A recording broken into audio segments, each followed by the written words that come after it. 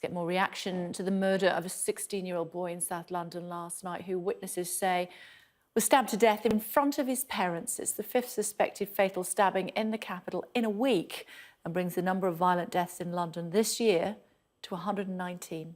It comes after the London Mayor Sadiq Khan warned yesterday it could take a generation to tackle the tide of violence.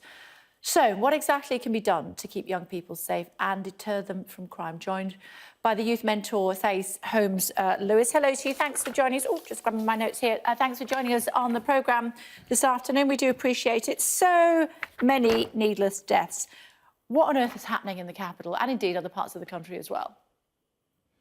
To be honest, there's a lack of support for young people across London and the UK in terms of obviously the austerity measures where youth provisions have been cut, youth clubs closed down, and there's just a succinct lack of support for young people and services that are designed for young people in terms of their, progressive development.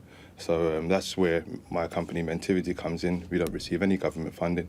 Go straight into the schools and negotiate with the schools to provide mentoring and group work sessions and conversation-based learning sessions to affect positive change in young people. So this is the kind of work that is needed to kind of counteract what's happening in and across London. But is that support always been there as far as schools are concerned? I mean, is the concern that actually some kids who find themselves being involved with knife crime and the like don't go to school as often as they might, so they're not getting support from companies like yours, like Mentivity? Yeah, I mean, that's the real issue, is that, exclusions have really spiked, especially over the last 10 years, coupled with the closure of, youth clubs and lack of sports provision and positive activities for young people. So it's very hard to reach. And, looking at the mayor's interview yesterday regarding, police intervention, that's always at the end of the spectrum, and we need more early intervention with young people before they become disaffected and go into this life of crime and kind of just disaffection. So for me, it's no point looking at the end of the spectrum. We have to get in early, work with the schools, social services. It has to be a collective approach to kind of counteract the issues of youth crime. So is it more a community issue than a policing issue? Is that what you're saying? I believe it's a community issue first and foremost. I think that we have to take more responsibility as a collective first and foremost.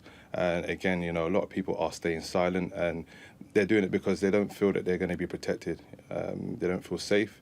And, that's down to, lack of policing or lack of relationship between the community and police. So for me, we have to try and solve it ourselves. We have to try and solve this issue by setting up, organisations like Mentivity, going and working with young people, which is, we're consulting these young people as to what they need and how they need support. And far too often it's a top-down approach.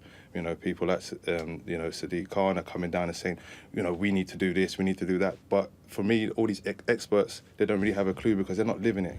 I grew up in South London on one of the biggest housing estates, Aylesbury Estate, and I understand the issues that I faced as a young man. And not too much has changed, to be honest. But what I have found is that there's a lack of support, and that's where, people like myself come in, to help these young people. What issues did you face as a young man? I mean, my father left the household at the age of 8, so from there was a difficult journey for myself. I was trying to find myself and kind of find my place in society. And on top of that, we didn't have much growing up, and my mum did a fantastic job. I'm the oldest of 7 children, and she did her best job to raise the first 4, single-handedly. But I needed support from a father figure who was lacking in my life, and that came 6 years down the line through football, which is a guy called Abdullah Ben Kamal, who, if I didn't come into contact with him and play football and really focus on something that I was passionate about, then I don't know where I would have been. And it's role models like that that gave me the inspiration to set up Mentivity and give the support that I needed as a young man to the young people within my community. And as a result, you set up Mentivity. How many young men, and presumably girls as well, do you manage to speak to? How many do you feel that you've managed to put them on a different path? To be honest, I've been working with young people since the age of 18. Mentivity will be 3 years old in January 2019. But I've been working in and around my community in pupil referral units, as a teaching assistant, as a community sports coach for Suffolk Council since the age of 18. So to measure the impact that I've had, you know, personally with young people is very difficult to measure, but it has been a lot. And, you know, I get young people stopping me all the time, telling me how I've helped them along their journey of adolescence and how important it is to showcase, you know, the positive traits of life to them and, you know, teach them through the experiences that I had and tell the stories that I experienced. And they share the successes that I experience, you know, as well. You know, they celebrate those successes, and that's what young people need is success. They need to be, you know, supported in a way that they can experience more and more success because it becomes addictive. And too often, many of these young people are told, you know, that they're never going to amount to anything within schools and in other settings, and they start to believe it, and there's a lack of hope. And that's the reason why we're seeing a lot of these issues, you know, mental health issues, because these young people, they have no self-confidence, no self-esteem, and we need services to be centred around young people to give them that support and give them a feasible exit route into, you know, the passions and careers that they actually want to undertake. Final thought before we let you go. I know you're a busy man. What advice would you give to young people who say, you know what, I need to carry a knife because that's what I need to do in order to keep myself safe?